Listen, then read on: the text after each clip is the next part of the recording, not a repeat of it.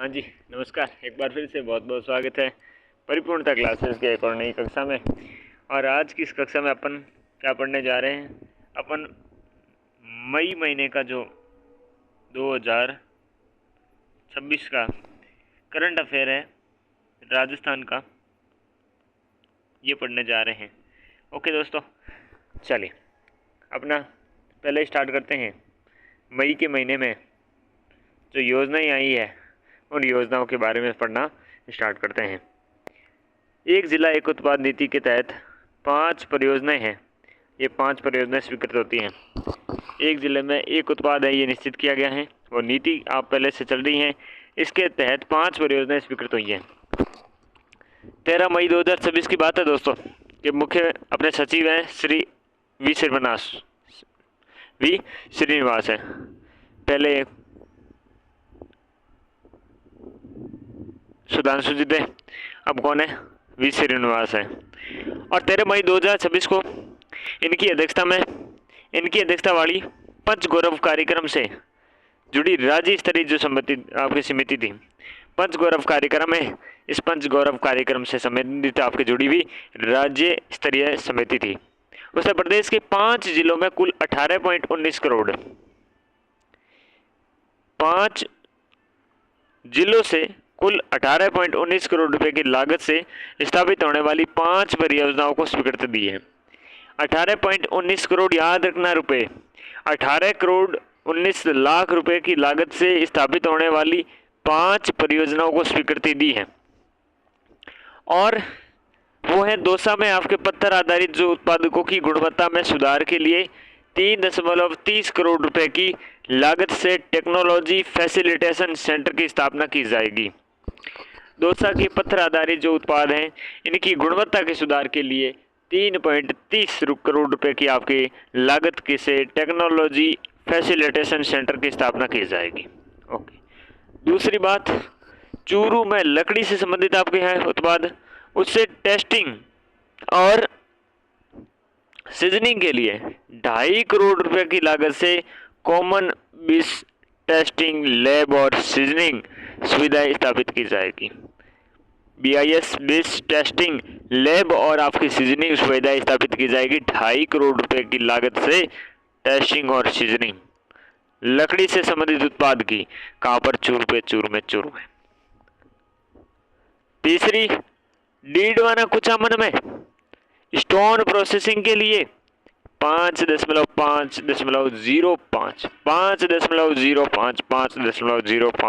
करोड़ रुपए की लागत से CNC मशीन टेक्नोलॉजी सेंटर स्थापित किए जाएंगे। CNC मशीन टेक्नोलॉजी सेंटर स्थापित किए जाएंगे दोस्तों। चौथी, फलोदी में सोनामुखी के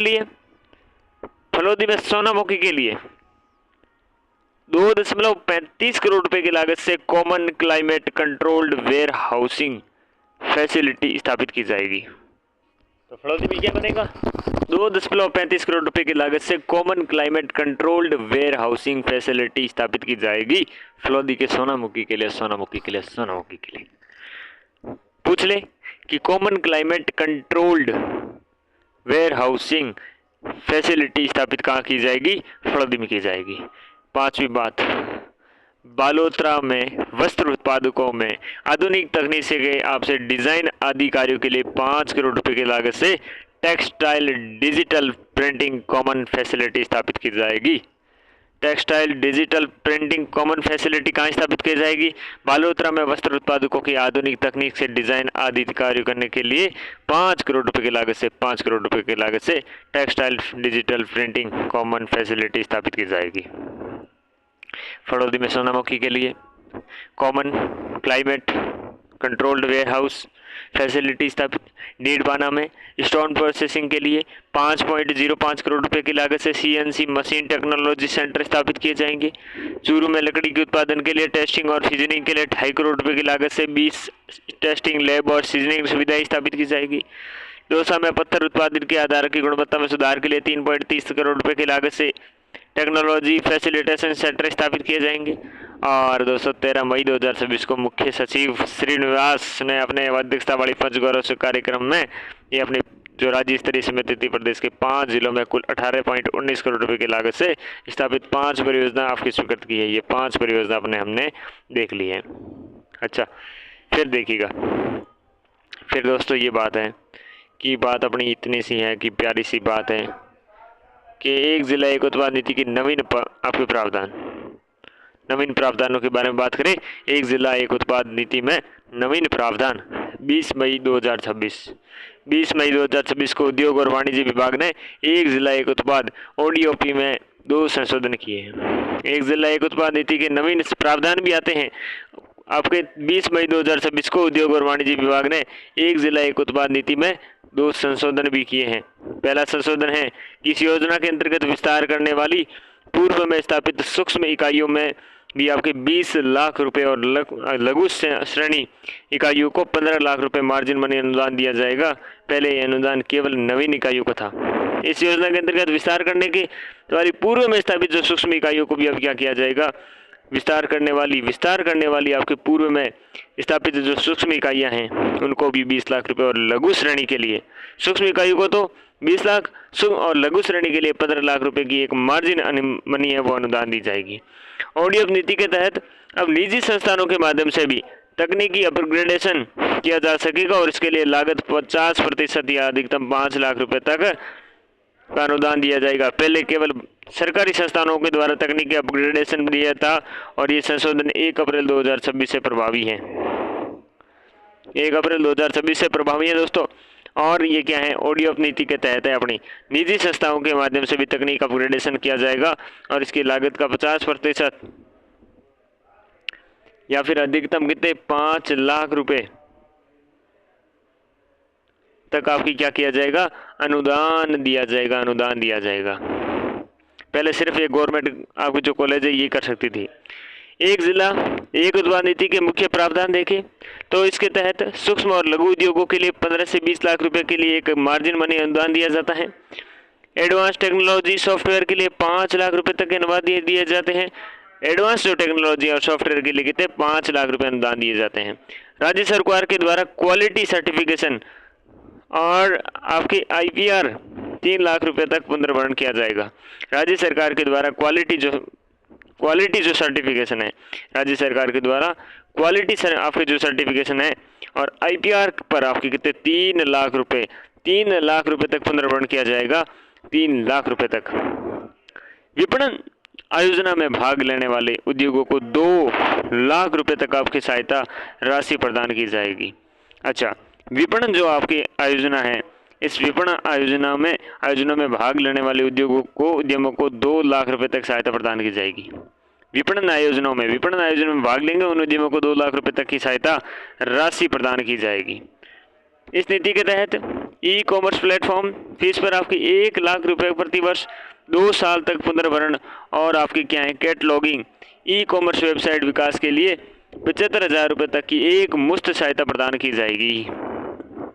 इस नीति के तहत ई-कॉमर्स जो प्लेटफॉर्म है दोस्तों, ई-कॉमर्स प्लेटफॉर्म पर फीस पर 1 लाख रुपए की आपके प्रति वर्ष का 2 साल तक पुनर्भरण और टेक्नोलॉगिंग और ई-कॉमर्स वेबसाइट विकास करने के लिए 75,000 रुपये। ई-कॉमर्स अगर प्लेटफॉर्म विकसित कर रहे हो तो 1 लाख रुपए प्रति वर्ष 2 साल तक पुनर्भरण और साथ में अगर इसके अलावा अगर आप करते हो कुछ प्लेटफॉर्म की जगह अगर आप कैटलॉगिंग और ई-कॉमर्स वेबसाइट विकास कर रहे हो तो 75,000 रुपये तक की एक मुफ्त आपकी सहायता प्रदान की जाएगी। ठीक है, 1 लाख और 75,000 के प्रावधान है। अगली बात करें किसकी, regional rapid transit system RRTS परियोजना। Regional rapid transit system RRTS सार्वजनिक परिवहन अत्याधुनिक मॉडल है। विशेष रूप से NCR क्षेत्र की आपकी आवश्यकता को ध्यान में रखते हुए विकसित किया गया है। सार्वजनिक परिवहन का आपके अत्याधुनिक मॉडल है, ये अत्याधुनिक मॉडल है साहब ये। और इस परियोजना के तहत 8 RRTS कॉरिडोर की पहचान की गई है, जिनमें से 3 कॉरिडोर परियोजना के पहले चरण में विकसित किए जा रहे हैं। 8 जो कॉरिडोर हैं आपके RRTS regional rapid transit system के, उसकी आपकी पहचान की गई है, जिनमें से 3 कॉरिडोर परियोजना के पहले चरण में विकसित किया जाएगा। कौन कौन से? Delhi Ghaziabad Meerut corridor, Delhi Ghaziabad Meerut corridor, Delhi Gurugram SNB Alwar corridor, Delhi Panipat corridor. इस परियोजना के अंतर्गत विकसित किए जा रहे दिल्ली गुरुग्राम SNB अलवर आपके जो कॉरिडोर हैं वो आपके 196 किलोमीटर का होगा। 22 स्टेशन होंगे। 3 हिस्से इसमें शामिल होंगे। पहला दिल्ली SNB कॉरिडोर जो 105 पॉइंट आपके 02 किलोमीटर लंबा होगा, 16 स्टेशन जिसमें शामिल होंगे। दूसरा है SNB आपके सोता नाला विस्तार जो 33 किलोमीटर लंबाई पर विस्तृत हिस्से पर आपके 4 स्टेशन है, शहबाजपुरा, निमराना, बहरोड और साथ में सोता नाला होंगे। और तीसरा SNB अलवर विस्तार जो 58 किलोमीटर की लंबाई में विस्तृत होगा। हिस्से पर आपके 2 स्टेशन हैं। ये 2 स्टेशन खेरथल व अलवर होंगे। 2 स्टेशन कौन से? खेरथल और आपके अलवर होंगे।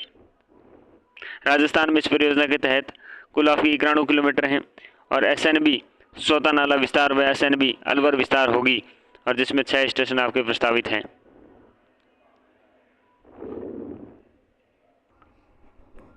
बात समझ में क्या आई? देखिएगा, रीजनल रैपिड ट्रांजिट सिस्टम, ये परियोजना आती है जिसका नाम RRTS भी कह सकते हैं। ये सार्वजनिक परिवहन का अत्याधुनिक मॉडल है भाई। विशेष रूप से अंशार के क्षेत्र में आवश्यकता अनुसार आवश्यकताओं को ध्यान में रखते हुए विकसित किया गया है। तहत 8 RRTS कॉरिडोर पहचाने की गई है। 3 कॉरिडोर आपकी परियोजनाओं के पहले चरण में विकसित किए जाएंगे। पहला तो हो गया दिल्ली गाजियाबाद मेरठ कॉरिडोर, दिल्ली गाजियाबाद मेरठ कॉरिडोर। दूसरा हो जाएगा दिल्ली गुरुग्राम SNB अलवर कॉरिडोर। दूसरा हो जाएगा दिल्ली गुरुग्राम SNB अलवर कॉरिडोर। तीसरा हो जाएगा दिल्ली पानीपत। अपना फोकस यहाँ पर आना चाहिए, Delhi Gurugram SNB Alwar corridor. Delhi Gurugram SNB Alwar corridor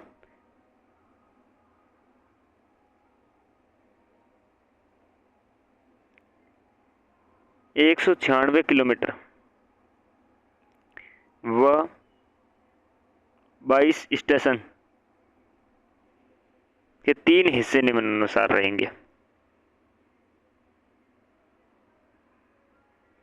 पहला दिल्ली SNB कॉरिडोर, तो इसके 105 किलोमीटर और 16 स्टेशन होंगे दिल्ली SNB कॉरिडोर के। फिर SNB से आपके सोता नाला विस्तार, SNB से सोता नाला विस्तार ये है 33 किलोमीटर, जिसमें आपके 4 स्टेशन, कितने स्टेशन?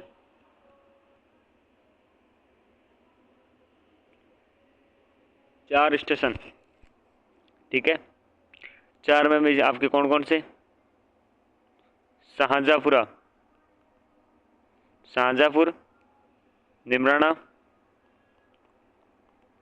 निमराना के अलावा बहरोड और बहरोड के साथ साथ में तीसरा हो जाएगा, चौथा हो जाएगा सोता नाला।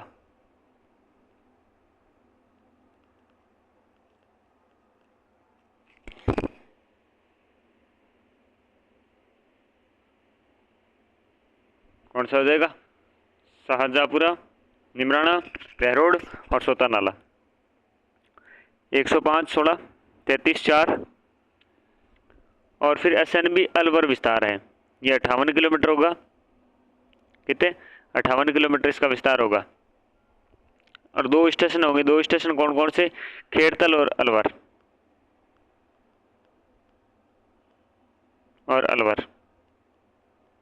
ठीक है दोस्तों, ये बात है बड़ी।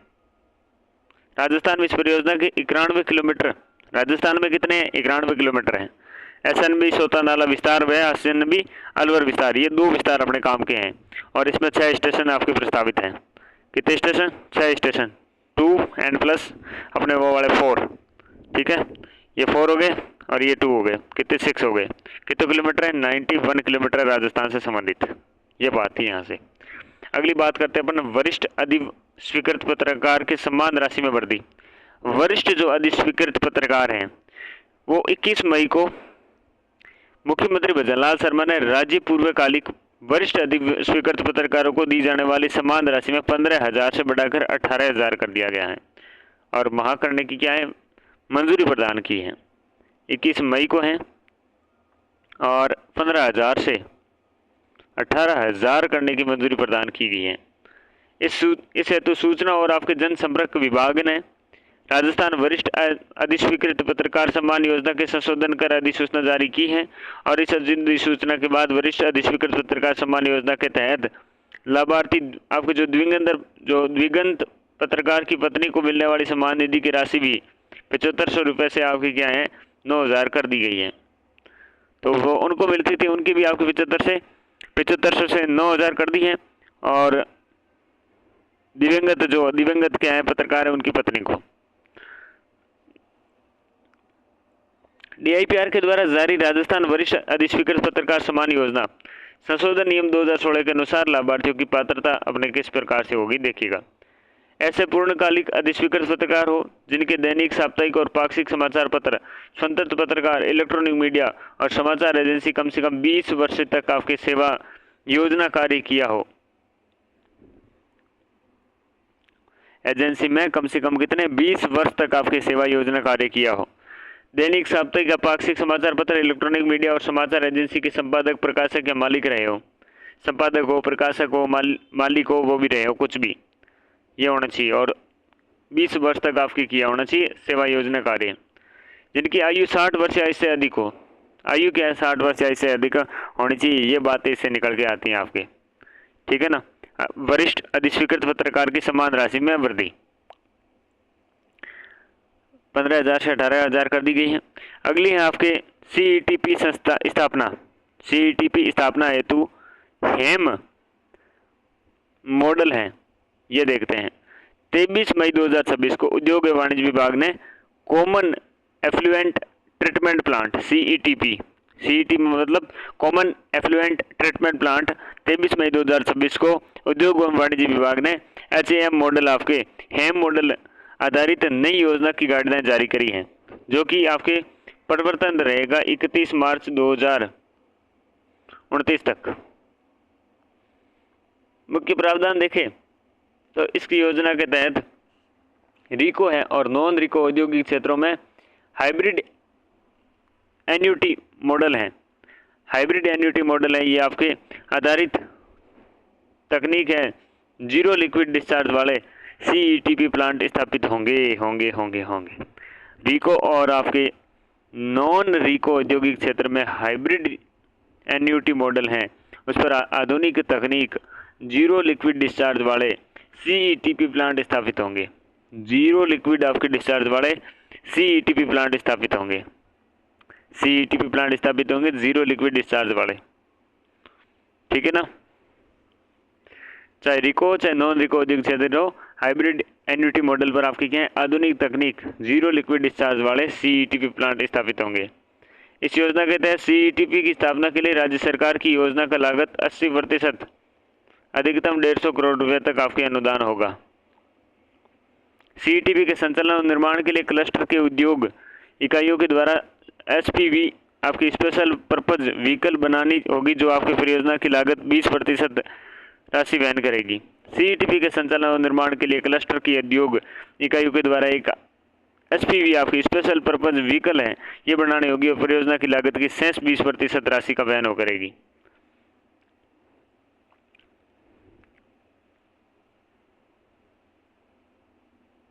इस योजना के अंतर्गत सरकार के द्वारा दिया जाने वाला अनुदान है, कार्य के चरणों में अनुदान प्रदान किया जाएगा। 60% अनुदान है, ये 20-20 के 3 किस्तों में और आपके 20-20 की किस्तों के 20% राशि है जो 20 वर्षों में उपलब्ध करवाई जाएगी। ओके, तो 80% में आपके 60%, तो 20-20 करके 3 किस्तों में, बाकी 20% है 20 वर्षों में उपलब्ध करवाई जाएगी। CETP के प्रभावी संचालन हेतु अनुदान हाइब्रिड एन्युटी मॉडल आपके क्या है पर दिया जाएगा। रिको औद्योगिक में रिको व राजस्थान राज्य प्रदूषण नियंत्रण मंडल द्वारा नॉन रिको उद्योग क्षेत्रों में राजस्थान सरकार और राजस्थान राज्य प्रदूषण नियंत्रण मंडल के द्वारा वित्तीय सहायता दी जाएगी। रिको है औद्योगिक में, आपके औद्योगिक में रिको व राजस्थान राज्य प्रदूषण नियंत्रण मंडल के द्वारा। रिको है और राजस्थान राज्य प्रदूषण नियंत्रण मंडल है, इसके द्वारा नॉन रिको उद्योग क्षेत्रों में राजस्थान सरकार और राजस्थान राज्य प्रदूषण नियंत्रण मंडल के द्वारा वित्तीय सहायता दी जाएगी। उद्योग एवं वाणिज्य विभाग की एक अन्य योजना भी संचालित है, जिसमें रिको और नॉन रिको में CETP स्थापित हेतु परियोजना लागत है का 75% अधिकतम 100 करोड़ पहले 75 करोड़ थी रुपये अनुदान दिया जाएगा। तो ये बात अपने निकल के आती है यहाँ से। ठीक है दोस्त, क्या बात है, CETP की बात है भाई, हमने देख लिया इतने किस्तों में देते हैं। ठीक है ना। अंतिम वाली बात ये थी कि रिको आपके औद्योगिक में, रिको व आपके राजस्थान राज्य प्रदूषण नियंत्रण मंडल के द्वारा, नॉन रिको उद्योग क्षेत्रों में राजस्थान सरकार और राज्य प्रदूषण नियंत्रण मंडल के द्वारा भी वित्तीय सहायता दी जाएगी। ये भी आपकी वित्तीय सहायता देंगे। और उद्योग और वाणिज्य विभाग की अन्य योजना भी आपके संचालित है, जो रिको और नॉन रिको में CETP की स्थापना है। तो आपकी क्या परियोजना लागत के 75% अधिकतम 100 करोड़ रुपये, पहले 75 करोड़ थे, अब 100 करोड़ रुपये करते दे रही है। तो ये आपके CETP स्थापना है, तो हेम मॉडल आपने हमने देखा। अगला देखें, अगला है मित्र प्रधानमंत्री ग्राम सड़क योजना। केंद्र सरकार ने हाल ही में प्रधानमंत्री ग्राम सड़क की योजना के चौथे चरण के तहत वर्ष 2024-25 से लेकर 2028-29 के दौरान लगभग 62,500 किलोमीटर सड़क निर्माण के लक्ष्य के साथ 70,125 करोड़ रुपये का प्रावधान किया गया है।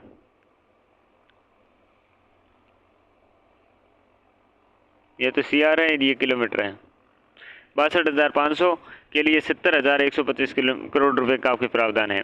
प्रथम चरण में 12 मई 2026 तक स्वीकृत 4795 सड़कों, राजस्थान को 1216 सड़कों की स्वीकृति प्रदान की है। 4795 सड़कों में से राजस्थान को 1216 सड़क, कितनी 1216 सड़क हैं। ये 1216 सड़क आपके स्वीकृति प्रदान करी है और संख्या के हिसाब से देश में सर्वाधिक हैं सड़कें। सर्वाधिक सड़कें ये जो आपके स्वीकृत हुई है वो राजस्थान की है 1216, 4795 सड़कों में से तो राजस्थान की 1216 हो गई हैं। प्रथम चरण देश भर में कब, इस चरण कब से, ये चरण अपना 12 मई 2026 से। इस चरण में तक आपके स्वीकृत 15,401 किलोमीटर सड़क में 3219 किलोमीटर लंबी सड़कें राजस्थान के लिए स्वीकृत होगी। इस मामले में जम्मू कश्मीर के बाद दूसरे स्थान पर राजस्थान है ना।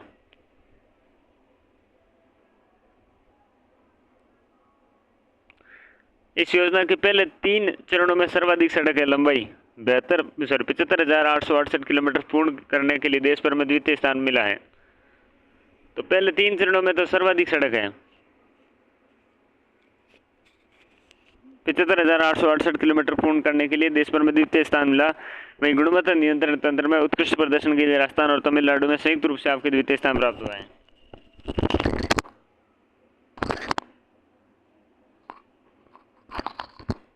ओके, तो ये बात थी अपने।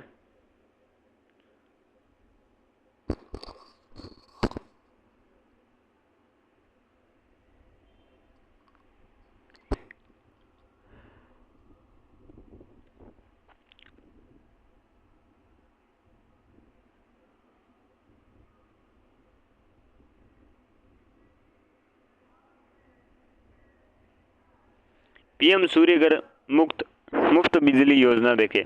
14 मई 2026 को PM सूर्यघर मुफ्त बिजली योजना के अंतर्गत राजस्थान में 2,04,016 सौर ऊर्जा संयंत्र लगाए जा चुके हैं। PM सूर्यघर जो मुफ्त बिजली योजना है, इसके अंतर्गत राजस्थान में 2,04,016 14 मई 2026 तक संयंत्र लगा चुके हैं। इस योजना के अंतर्गत आपके 2 लाखवां सौर ऊर्जा संयंत्र ने जयपुर निवासी तारा शर्मा के यहाँ पर स्थापित हुआ। तो तारा शर्मा के यहाँ पर 2 लाख आपके संयंत्र स्थापित हुआ।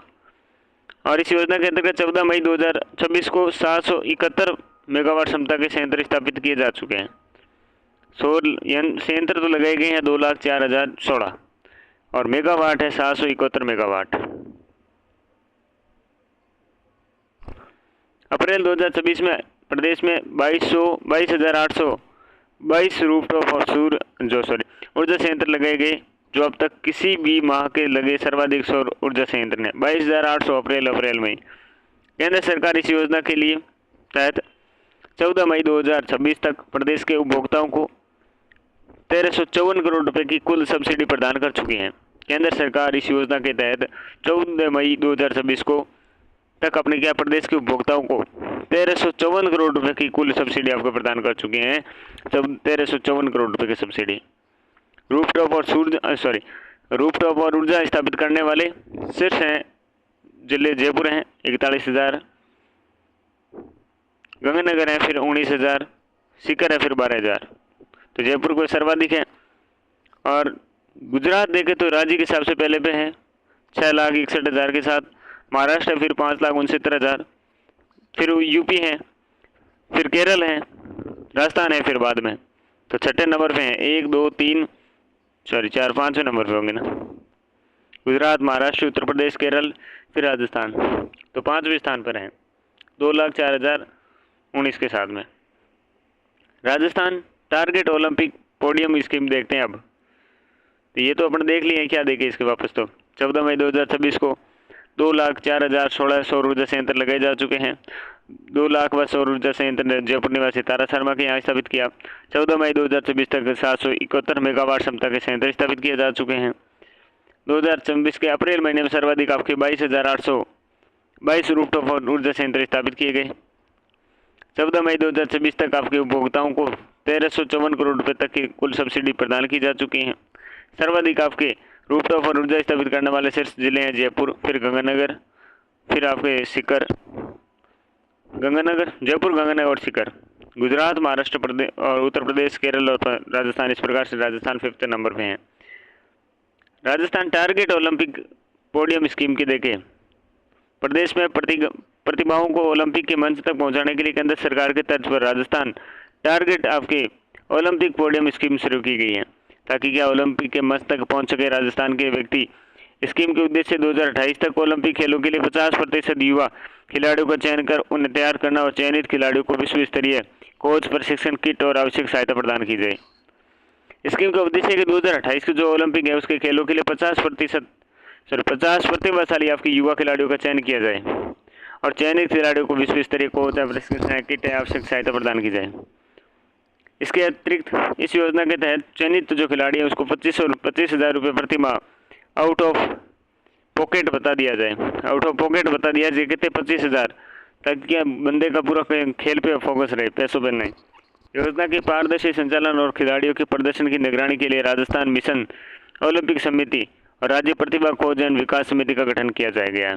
योजना की पारदर्शिता आपके संचालन और खिलाड़ियों के प्रदर्शन की निगरानी के लिए राजस्थान मिशन ओलंपिक समिति और राज्य प्रतिभा खोज एवं विकास समिति का गठन किया गया है। स्पोर्ट्स लाइफ इंश्योरेंस स्कीम, इस योजना के तहत अंतर्राष्ट्रीय पदक विजेताओं को 25 लाख रुपए तक दुर्घटना और आपके जीवन बीमा कवर प्रदान किया जा रहा है। जयपुर में राजस्थान सेंटर ऑफ एक्सीलेंस स्थापित किया जाना क्या है प्रस्तावित है। जयपुर में राजस्थान सेंटर ऑफ एक्सीलेंस स्थापित किया जाना प्रस्तावित है। स्पोर्ट्स लाइफ इंश्योरेंस स्कीम, इस योजना के तहत आपके अंतर्राष्ट्रीय पदक विजेताओं को 25 लाख रुपए तक की दुर्घटना और जीवन बीमा कवर प्रदान किया जाएगा, 25 लाख रुपए तक का। जयपुर में राजस्थान सेंटर ऑफ एक्सीलेंस स्थापित किया जा रहा है।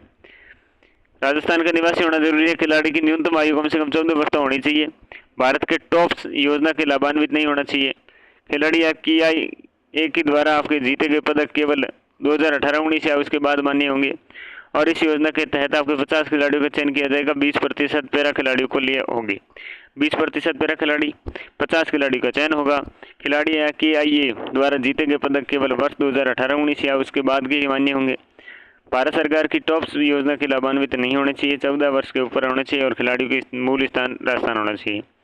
चयन के मानदंड देखें तो लेवल 1 के लिए ओलंपिक प्रतिभागी, कॉमनवेल्थ गेम्स, एशियन गेम्स, विभिन्न विश्व कप, 4 साल के अंतराल में आयोजित होने वाली प्रतियोगिता में विजेता या प्रतिभागी, 4 साल के जो अंतराल में आयोजित होती हैं उनके जो प्रतियोगिताओं के विजेता या प्रतिभागी हो, ओलंपिक प्रतिभागी होने चाहिए। कॉमनवेल्थ के गेम हो सकते हैं, चैंपियंस गेम्स के या विभिन्न विश्व कप से हो सके हैं। दूसरा लेवल है जिसमें खेलो इंडिया योजना के तहत आपके चयनित खिलाड़ी हैं और तीसरे में राष्ट्रीय मेडलिस्ट हैं। चौथे में आपके टैलेंट थ्रू ओपन ट्रायल्स हैं, राज्य स्तरीय प्रतियोगिताएं हैं, खेलो राजस्थान है आदि के अंतर्गत। योजना के तहत प्रतिवर्ष आपके 10 करोड़ रुपए की राशि व्यय की जाएगी। लेवल 1, लेवल 2, लेवल 3, लेवल 4 क्रमशः 25 लाख, 20 लाख, 15 लाख, 10 लाख प्रारूप में प्रति खिलाड़ी प्रति आपके क्या है वर्ष खर्च आएगा। 25 लाख लेवल 1 के लिए, लेवल 2 वाले के लिए आपकी क्या है, लेवल 2 वाले के लिए 20 लाख, लेवल 3 वाले के लिए 15 लाख, लेवल 4 वाले के लिए 10 लाख रुपए तक का खर्च आएगा। और लेवल 4 में कौन से हैं? टैलेंट थ्रू ओपन ट्रायल्स हैं, राज्य स्तरीय प्रतियोगिताएं, खेल राजस्थान से हैं। लेवल 3 में राष्ट्रीय मेडलिस्ट हैं जिनको पैसे कितने मिलेंगे? 25, 20, 15, 10। देखो 25, 20, 15, 10 ऐसे कम हो रहे हैं। खेलो इंडिया योजना के तहत चयनित है लेवल 2 में, राष्ट्रीय मेडलिस्ट है लेवल 3 में, बाकी ऊपर नीचे कर लो। अब हम कुछ कार्यक्रम हैं या आयोजन देखें तो वाइब्रेट विलेज प्रोग्राम देखते हैं। केंद्र सरकार के द्वारा वाइब्रेट विलेज प्रोग्राम आपके संचालित होता है। राजस्थान के 5 सीमावर्ती जिलों में 184 गाँव तक आपका चयन किया जाता है।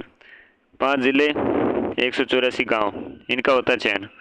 गंगानगर का, बीकानेर का, बाड़मेर का, जैसलमेर का, फलोदी का।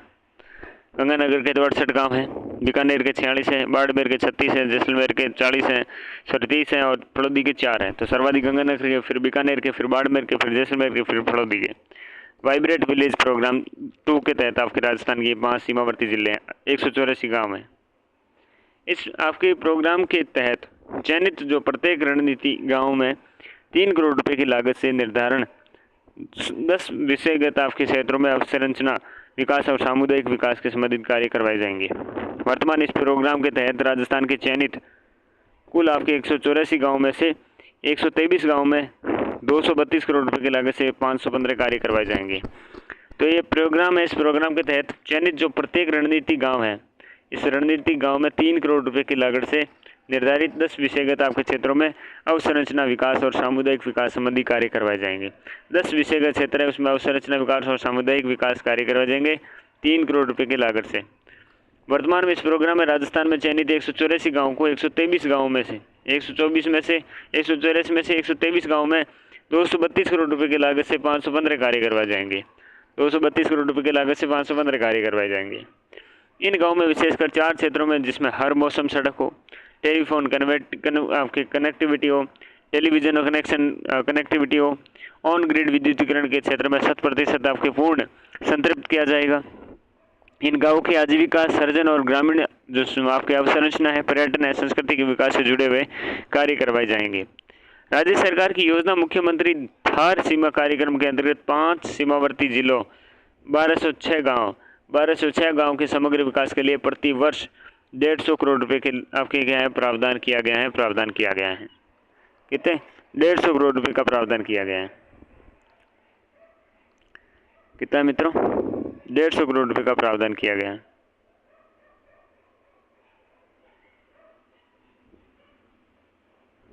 पांच सीमावर्ती जिलों के लिए, ठीक है ना।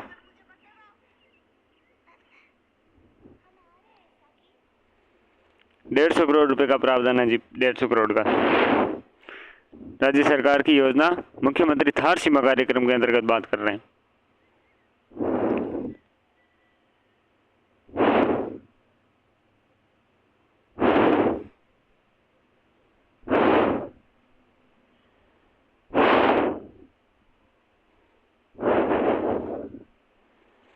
वाइब्रेट विलेज प्रोग्राम केंद्र प्रायोजित इस अभियान के उद्देश्य हैं देश की जो अंतर्राष्ट्रीय सीमाएं हैं उन पर स्थित गांवों के विकास कर बेहतरीन जीवन आपकी स्थितियां बढ़ाना और सीमावर्ती आबादी को राष्ट्र के साथ एकीकृत करना और प्रवास रोकना है।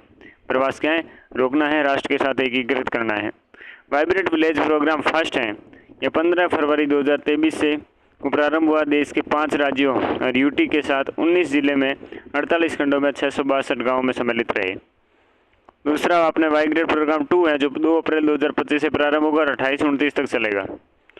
6839 करोड़ रुपए का परिवहन होगा और 17 राज्य होंगे, यूटी आपके केंद्र शासित प्रदेश भी होंगे, 102 जिले होंगे, 350 खंड होंगे और 1954 आपके गांव होंगे। बात अगर करें विकसित भारत वाइब्रेट विलेज कार्यक्रम की तो 3 जून से 12 जून 2026 तक हिमाचल प्रदेश के सीमावर्ती गांवों में केंद्रीय युवा कार्यक्रम और खेल मंत्रालय तथा गृह मंत्रालय भारत सरकार के संयुक्त तत्वाधान में विकसित भारत वाइब्रेट विलेज कार्यक्रम के आयोजित किया जा रहा है 3 जून से 12 जून 2026 तक। हिमाचल प्रदेश के सीमावर्ती गांव में केंद्रीय युवा कार्यक्रम और खेल मंत्रालय तथा गृह मंत्रालय भारत सरकार के संयुक्त तत्वाधान में विकसित भारत वाइब्रेट विलेज कार्यक्रम अभी चल रहा है। देश भर में चयनित 100 युवाओं का दलबद्ध भाग ले रहे हैं और जिनमें राजस्थान के 15 युवा भी शामिल हैं। विकसित भारत वाइब्रेट विलेज कार्यक्रम। तो एक बार के लिए इस कक्षा में इतना ही, मिलते हैं अगली कक्षा में, तब तक के लिए नमस्कार।